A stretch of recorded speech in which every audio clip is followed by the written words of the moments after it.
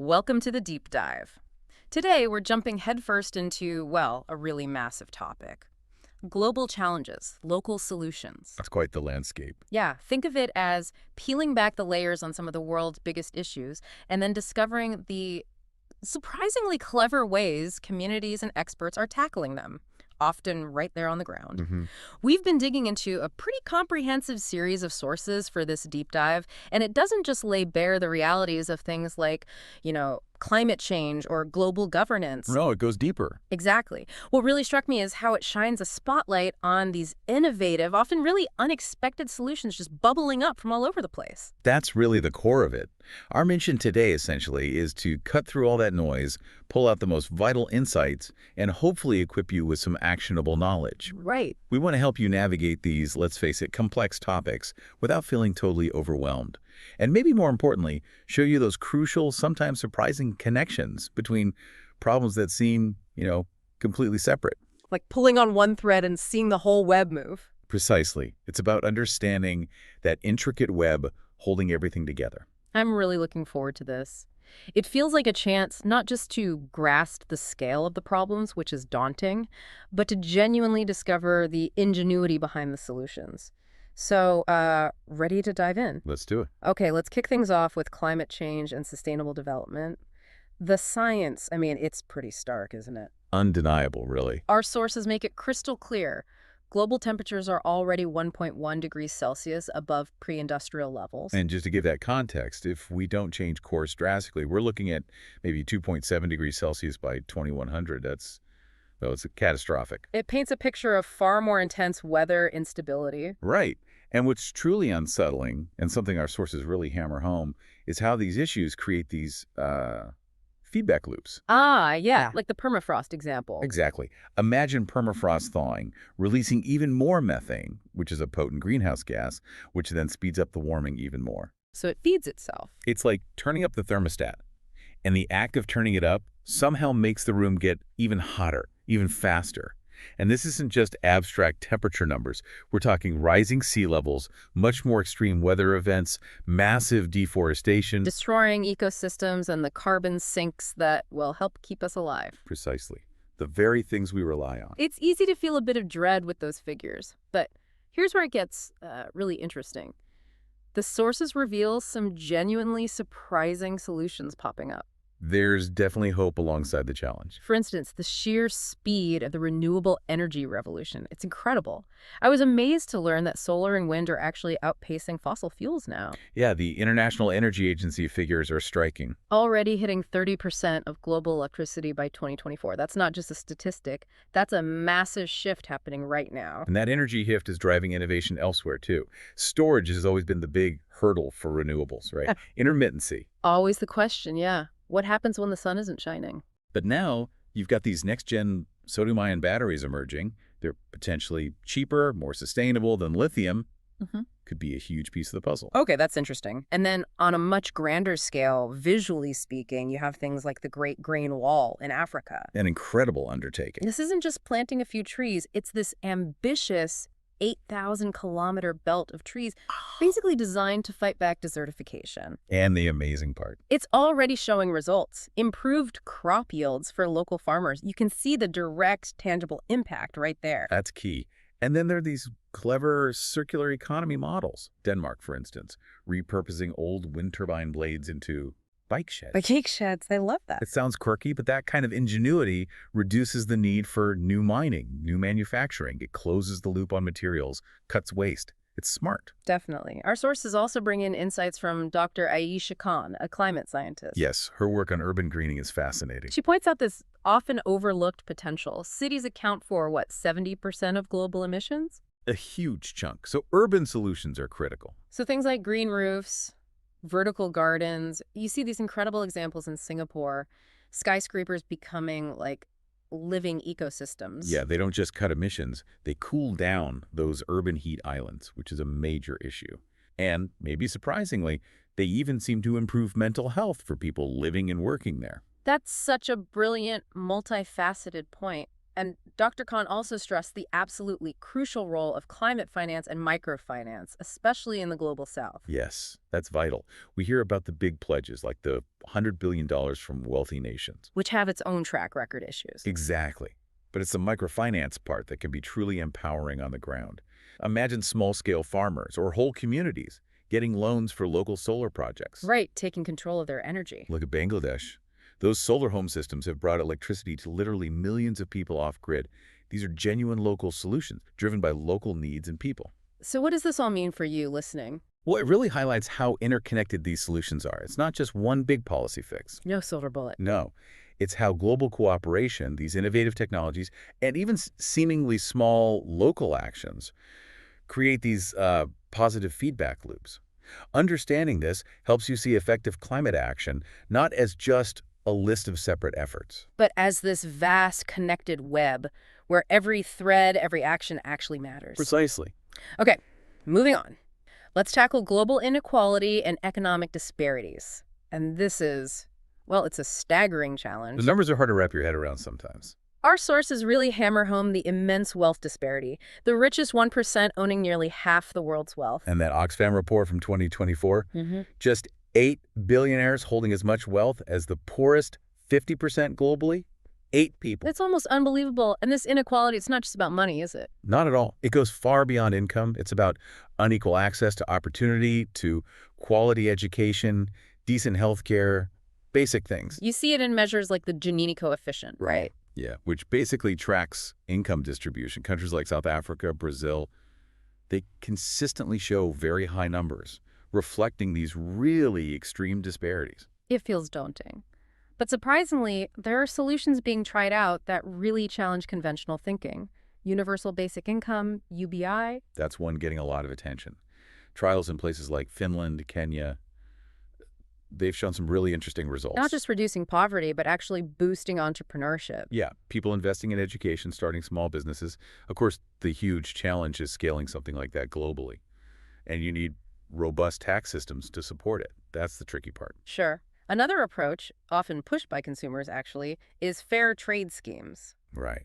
Trying to level the playing field for producers in developing countries. You know, coffee farmers, cocoa growers. Making sure they get a fair price. Exactly.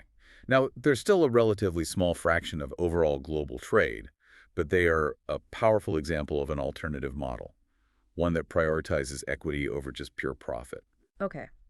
Our sources also feature Dr. Raj Patel, an economist. Yes, and he often points towards wealth taxes as a potentially powerful tool. The idea being, Well, echoing Thomas Piketty's work, really, it's about taxing extreme wealth to fund public services, especially since wealth, particularly at the very top, tends to grow much faster than income or the economy overall. so like a 2% tax on billionaires could actually raise significant money. Potentially trillions, yes, enough to lift millions out of poverty.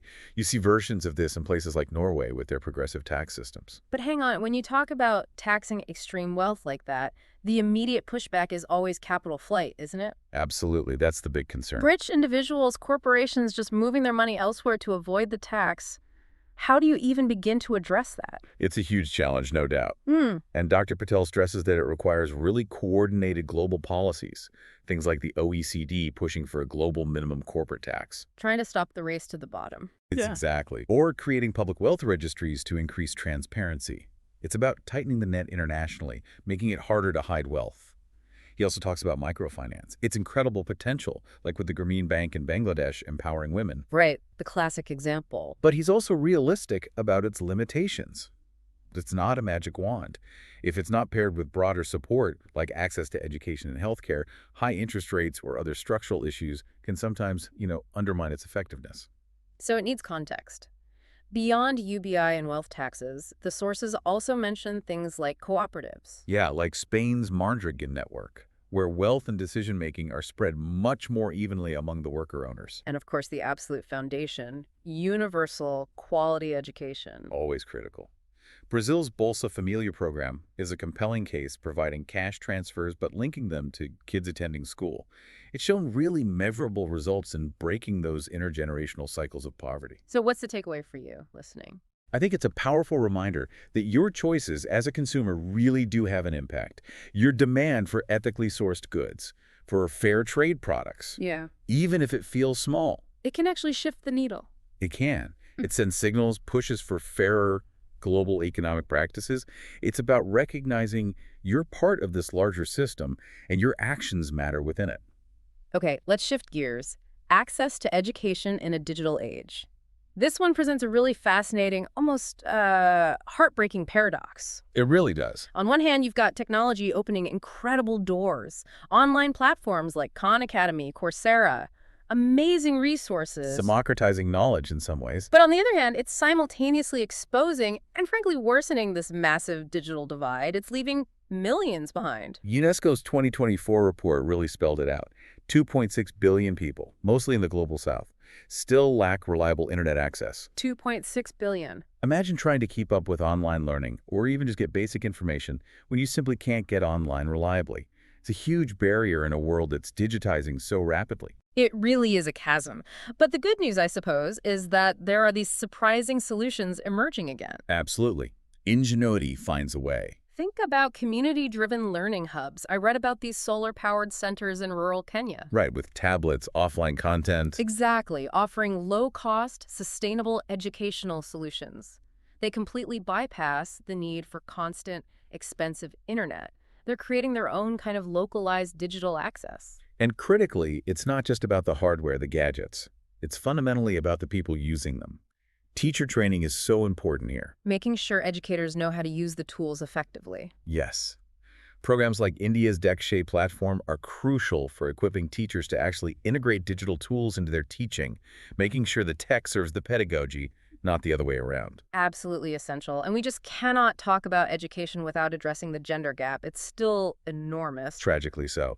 UNICEF reporting 130 million girls still out of school globally. So initiatives like the Malala Fund, pushing specifically for girls' education, are just vital, especially ensuring they aren't doubly excluded by this digital divide. And Dr. Sofia Mendez, an EdTech expert in our sources, she points to something called Open Educational Resources, or OERs. OERs, okay. What are those exactly? Basically, freely accessible, openly licensed materials.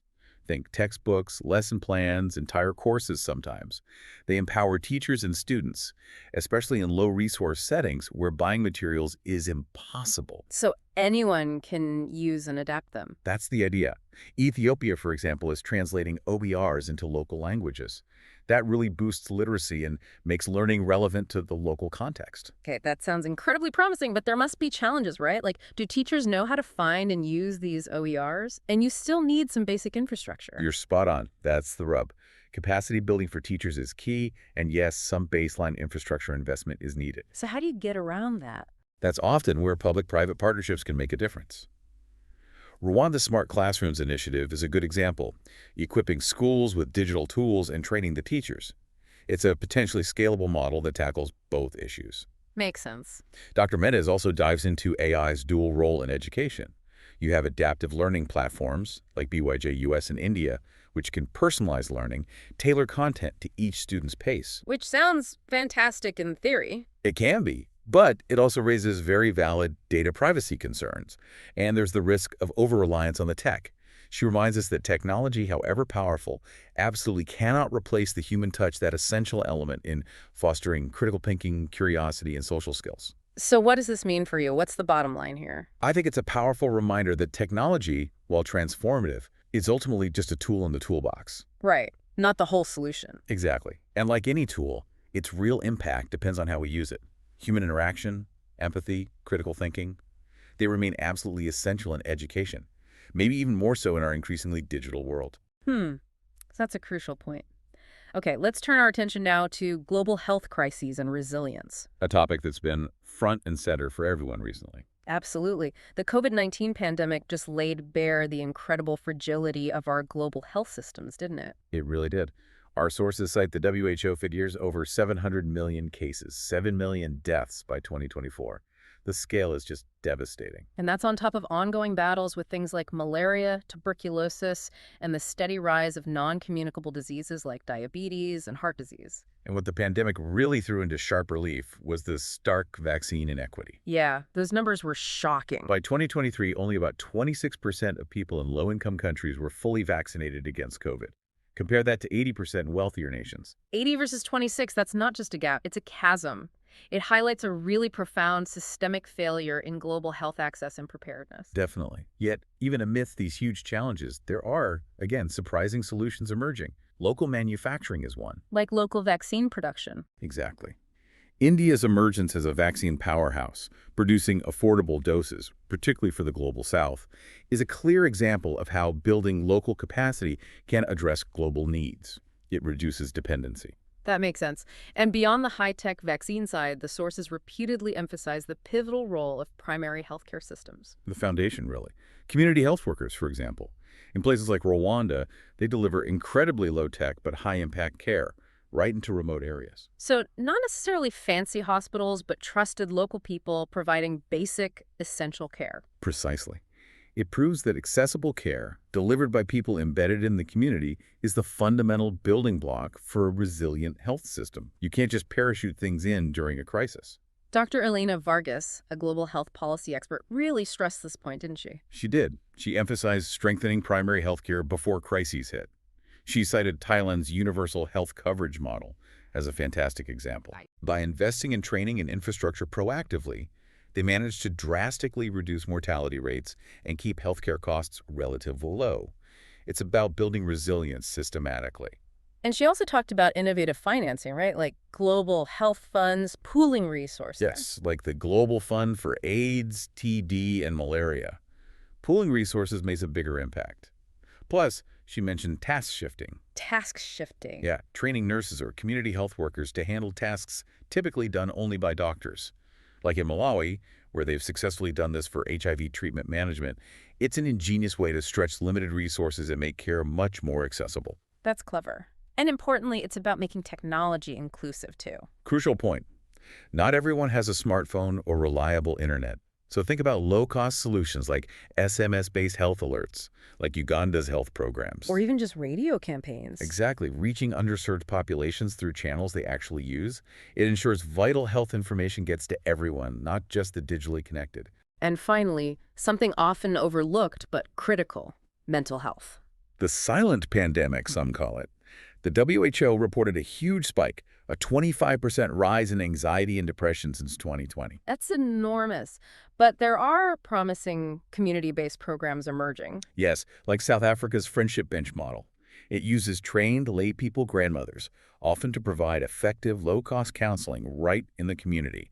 It shows real promise for tackling this global challenge locally. So what's the takeaway for you on global health? I think it's a powerful call to reflect on the importance of, well, thinking ahead and acting together.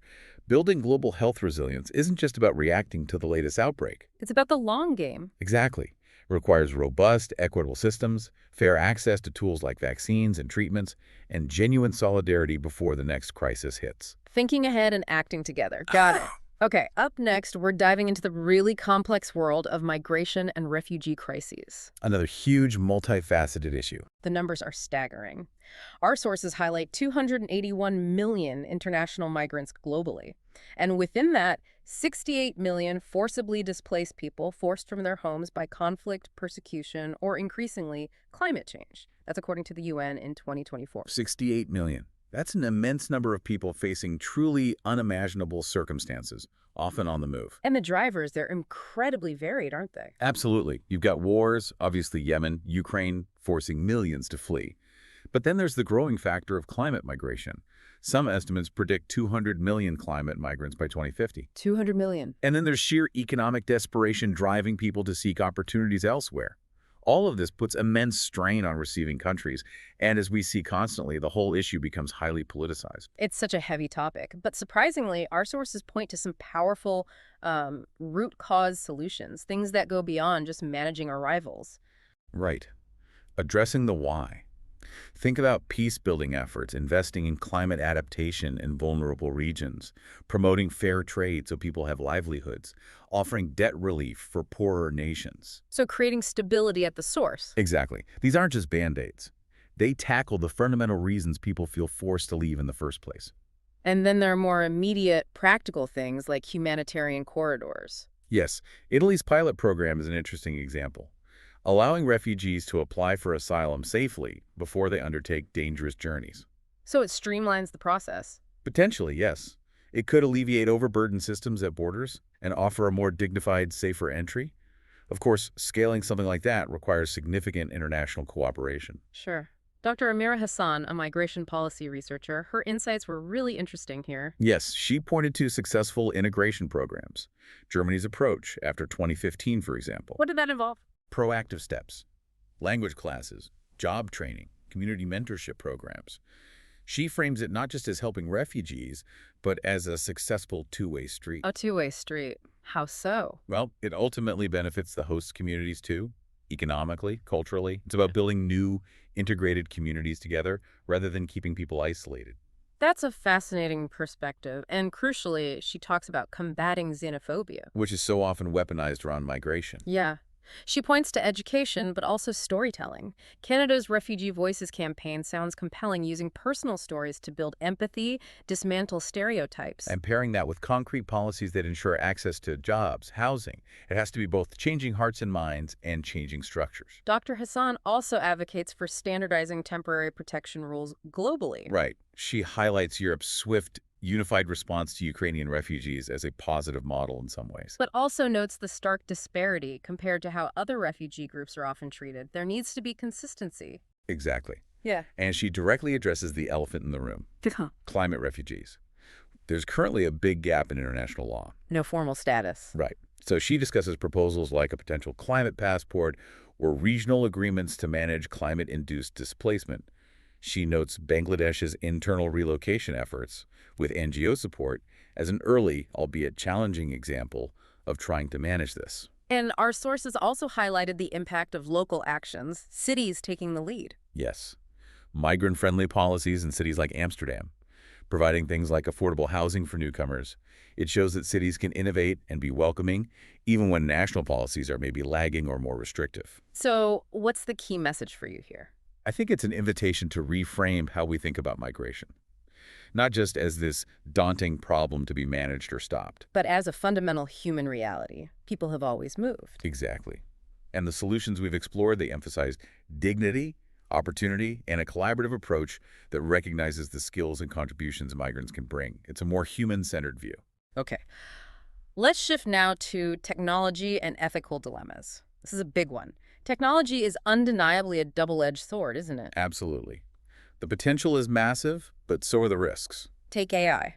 McKinsey's 2024 report suggested it could add something like $13 trillion to the global economy by 2030. $13 trillion. That's an almost unimaginable economic upside. But that explosive growth also fuels these really intense debates. Privacy is huge. Think about companies like Google, Meta, basically harvesting vast amounts of our data, often without truly clear consent or understanding from users. Right. And then there's algorithmic bias. Facial recognition systems that are notoriously bad at identifying people of color, for instance.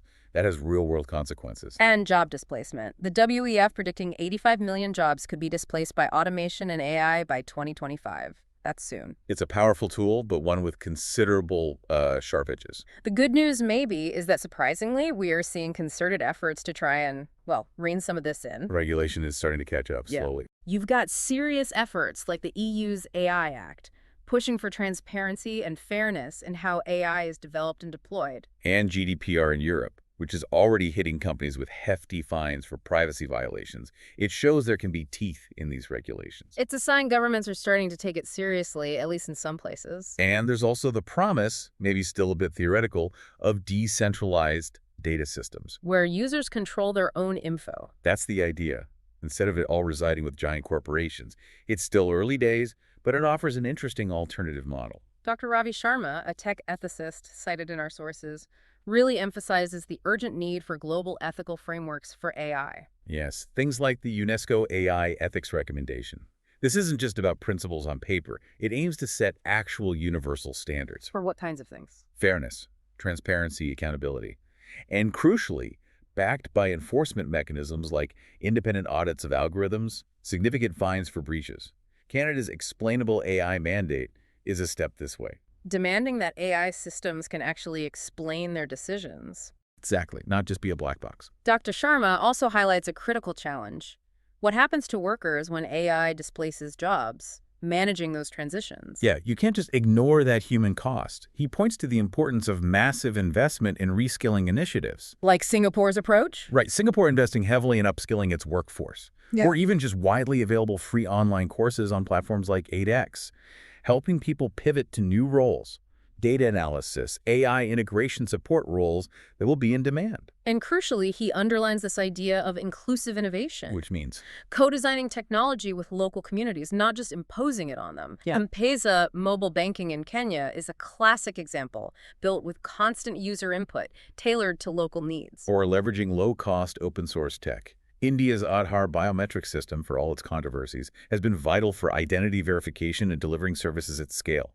It's about making tech work for everyone, not just the elite. And finally, the sources touch on the thorny ethical issues in biotech. CRISPR gene editing. Raises huge red flags, doesn't it? Fears of designer babies, unequal access to potentially life-altering therapies. So WHO guidelines, robust public debate, they're absolutely crucial here for regulation and ensuring equitable access, assuming these technologies move forward. Absolutely essential. So what's the bottom line for you, the listener, on tech ethics? I think it's a critical reminder that technology is indeed a tool, a very powerful one. But still just a tool. Yes. And like any powerful tool, it desperately needs strong ethical frameworks, thoughtful regulation, and inclusive design. Without those guardrails, it can easily veer off track and create more problems than it solves. It requires conscious creation and very thoughtful application. Conscious creation. I like that. Okay, let's dig into food security and sustainable agriculture. This is, well, a grim reality check sometimes, isn't it? It is. Nearly 800 million people still going hungry. That's almost 10% of the world undernourished, according to the FAO in 2024. And the crazy thing is, we actually produce enough food globally to feed everyone. The problem isn't sheer quantity. Exactly. The issues are incredibly complex. Food waste is enormous. About a third of all food produced is just lost or thrown out somewhere along the line. A third. Then there are huge challenges with access and distribution, getting the food that exists to the people who need it, and industrial agriculture itself. It takes a heavy toll. Monocultures depleting soil, heavy chemical use. It impacts the long-term health of our planet and our ability to keep growing food sustainably. It sounds overwhelming, but again, there are some truly surprising solutions that offer a lot of hope. There really are. Take agroecology. Explain, Albert. It's basically farming in partnership with nature. Cuba's shift to organic farming after the Soviet Union collapsed is a fascinating model, using natural methods, building soil health, boosting resilience, moving away from dependence on imported chemicals. And closer to home, maybe literally, urban farming is gaining traction. Yes. Cities like Detroit turning vacant lots into productive community gardens. It directly feeds people, builds community, and even cuts transport emissions. Food security grown right in the neighborhood. That's fantastic. Then there's the high-tech end, precision agriculture. Using drones, sensors, data analysis to optimize everything: water use, fertilizer. You see this a lot in places like the Netherlands. Yes. It can significantly cut waste and inputs by applying exactly what's needed where it's needed. But we have to be honest, the cost is still a major barrier for most smallholder farmers around the world. Right, the access issue again. Dr. Clara Osei, an agronomist in our sources, she emphasizes agroforestry. Which is basically integrating trees into farmland. It sounds simple, but it's incredibly powerful. How so? It boosts crop yields, the trees sequester carbon, they improve soil health and water retention. Farmers in Malawi, for instance, have recordedly doubled their yields just by planting specific nitrogen-fixing trees alongside their crops. Wow. And there are even incentives for this. Sometimes, yes. Costa Rica's payment for ecosystem services actually pays farmers to preserve forests on their land, recognizing the economic value of the biodiversity and other benefits those forests provide. That's smart. She also talked about balancing GMOs and fairness. A tricky one. Genetically modified organisms can offer benefits, like drought resistance or higher yields. But the concern is corporate control over seeds. Exactly. companies like Monsanto dominating the market. So the open source seed initiative is an interesting counter-movement promoting seed sharing and adaptation, trying to keep that vital resource in the hands of farmers, not just corporations. And scaling urban farming. While some versions are very tech-heavy, Dr. Osei notes that simpler approaches, like basic hydroponics in urban slums in Kenya, are catching on fast, often run through community cooperatives, empowering locals. And what about tackling that huge food waste problem? Lots of solutions there, too. Low-tech things like community fridges, local markets redirecting surplus food, and then apps like Too Good To Go, connecting consumers to restaurants and stores selling leftover food at a discount. Simple but effective. So what's the key takeaway on food for you? I think it's a powerful reflection that food security is fundamentally about dignity and sustainability, not just producing more calories. Right, it's the whole system. And it shows how incredible ingenuity, often happening at a very local level, can lead to truly effective solutions that have global potential if we support and scale them. Okay, next, let's wade into water scarcity and resource management. Water, the absolute lifeblood of our planet. And increasingly scarce for billions. The stats are stark. 2.2 billion people lack access to safely managed drinking water, and the UN projects a 40% global water deficit by 2030. 40% shortfall. That's a massive challenge staring us right in the face. And the causes are clear, right? Climate change, messing with rainfall patterns. Over-extraction draining aquifers faster than they can recharge. You see this dramatically in parts of India, California. Pollution contaminating rivers and groundwater, like the Ganges. And just sheer mismanagement. Agriculture alone guzzles about 70% of freshwater withdrawals globally, often incredibly inefficiently. But, like with other challenges, there are surprising and effective solutions, often by looking backwards to traditional wisdom. Absolutely. Rainwater harvesting, for instance, is being revived in places like Rajasthan, India. They're restoring traditional johas, these small earthen dams, to capture monsoon rains for the long, dry seasons. It's an old solution, newly relevant. And wetland restoration. Using nature's own powerful filtering systems. China's Yangtze River projects involve restoring wetlands to naturally clean water and buffer floods. It shows how working with ecosystems, rather than against them, can be incredibly effective. Dr. Mateo Alvarez, a hydrologist in the sources, really advocates for integrated water resource management. Which is basically holistic planning, looking at the whole watershed, balancing human needs, drinking water, agriculture, industry, with the health of the ecosystem itself. He points to Israel as a leader here. Yes, famously recycling about 90% of its wastewater, mostly for agricultural use. That's a game changer in a water-scarce region. It shows what's technically possible. And simple local solutions remain incredibly impactful too. Definitely. Think about sand dams in Kenya. These are relatively cheap, community-built concrete barriers across sandy riverbeds. They store water underground during the dry season, filtering it naturally. Boosting local agriculture, providing water for livestock and homes? Exactly. A lifeline for many communities, built with local labor and materials. What about desalination? It always comes up. It's useful, especially for coastal arid regions, but traditionally it's been very expensive and incredibly energy intensive. The energy cost is huge. Right. But new tech, like solar-powered desalination plants in Australia, is making it more viable. And critically, it has to be combined with aggressive conservation efforts. Fixing leaky pipes is crucial in Jordan. Something like 40% of piped water is just lost to leaks. 40%. Wow. So desalination alone isn't the answer. It has to be part of a bigger strategy, including conservation. And Dr. Alvarez also discusses water pricing, a sensitive topic. It is. But tiered pricing, like South Africa's progressive tariffs, can work well. The basic amount of water needed for life is cheap or free, but the price increases significantly the more you use. Encouraging conservation among heavier users. Exactly, while safeguarding basic needs for low-income households. But it absolutely has to be paired with community education on how to conserve water effectively. And finally, nature-based solutions for climate impacts. Yes, like restoring floodplains. The Netherlands has done this extensively, room for the river, and also in Vietnam's Mekong Delta. It's not just about flood control. These restored floodplains actually help store water, recharge groundwater, and reduce flood risks downstream. Leveraging natural systems, though it often requires significant upfront investment and international funding.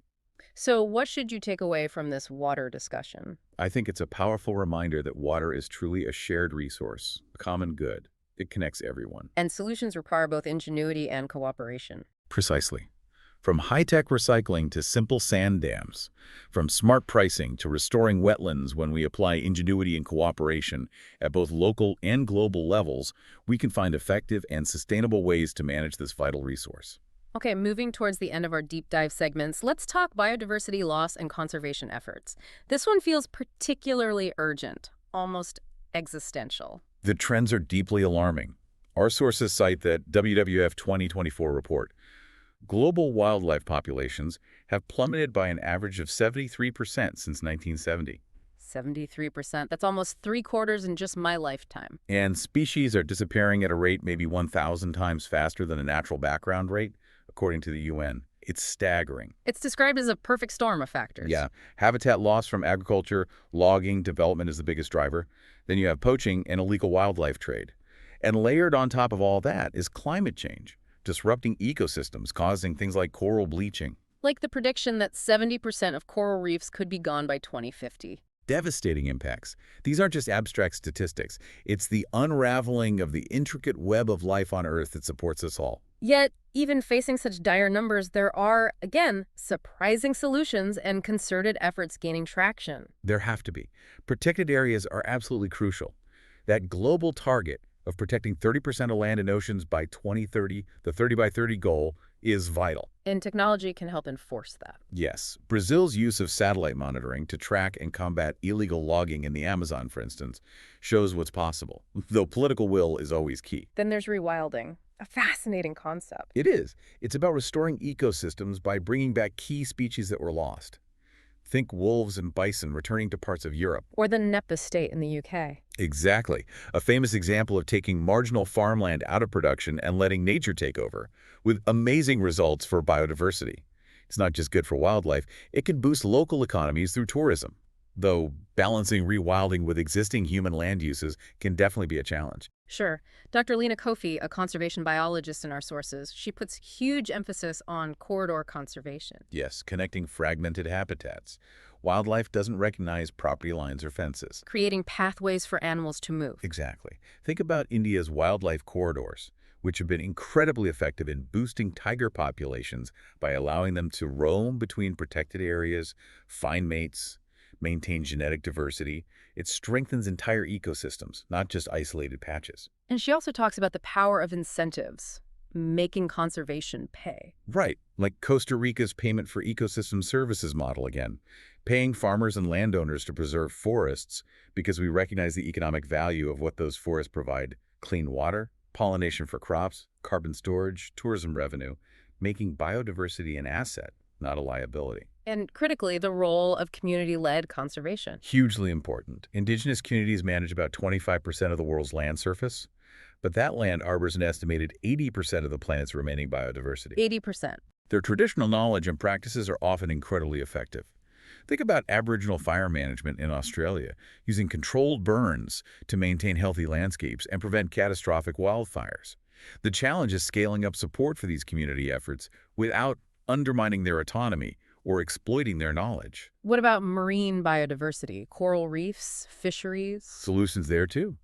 Coral restoration projects, like on Australia's Great Barrier Reef, offer a lifeline. Although they can't solve the underlying problem of warming oceans alone, they buy time. And community-managed marine areas. Yes, places like the Philippines have shown that community-led marine protected areas can be more effective, more affordable, and more empowering for local fishing communities than top-down government approaches. Our sources also mention some really innovative, almost quirky solutions. Like promoting lionfish as food in the Caribbean. Yeah, tackling an invasive species by eating it. Or bioacoustics using sound recordings to monitor ecosystem health, even detect poachers remotely in places like Madagascar. Using tech smartly. And innovative financing mechanisms are crucial too. Definitely. Things like debt for nature swaps, where a country's external debt is reduced in exchange for firm commitments to conservation, like Belize recently did. Plus, ecotourism revenue, carbon credits linked to forest protection. Finding new ways to fund this vital work. So, what's the core message for you on biodiversity?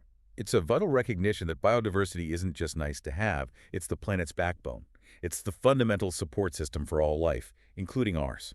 And the solutions are diverse. Exactly. It highlights how a whole range of solutions, from creating wildlife corridors and protected areas to empowering community action and finding innovative funding, are truly helping to save species and preserve the very foundation of our planet. Okay, finally, let's tackle the big one. Global governance and cooperation. This feels like the trillion-dollar question, doesn't it? Absolutely. Is our current patchwork of global governance structures actually capable of solving these massive interconnected challenges we've been discussing? Especially given fragmented systems and all the political hurdles? We see the challenges constantly. Climate talks, like COP29, lots of pledges, but then huge disagreements over funding and implementation. Trade wars popping up. The massive failures in vaccine distribution during COVID-19 showed the limits of cooperation. And the UN Security Council, often paralyzed by veto powers, it can feel like a pretty complex, often frustrating landscape for getting things done globally. It certainly can be. But, surprisingly perhaps, there are solutions being worked on and crucially examples where multilateralism has worked. Like the WHO's pandemic treaty talks. Exactly. They're aiming for a global health accord, hopefully by 2025. If successful, it could set a powerful precedent for shared rules, data sharing, and rapid response during future health crises. It's about recognizing collective self-interest. And we can definitely learn from past successes, can't we? Absolutely. The Montreal Protocol, which phased out ozone-depleting substances, is the gold standard. Why did that one work so well? It had clear goals, strong scientific backing, binding commitments, financial support for developing countries, and crucially, enforceability. It genuinely worked to heal the ozone layer. It proves that effective global cooperation is possible when the conditions are right. Dr. Amina Bello, a global governance scholar from our sources, she points to strengthening regional organizations, too. Yes, bodies like the African Union, with its ambitious Agenda 2063 for the continent's development, or ASEAN in Southeast Asia. These regional bodies can be crucial bridges. Between local needs and global goals. Precisely. They can foster regional cooperation on shared challenges, which can then build momentum for global action. She also highlights the critical need to address power imbalances within the big global institutions. Yes, like the IMF, the World Bank. Reforming voting shares to give developing nations a more equitable say in decisions that deeply affect them. And the rise of alternatives.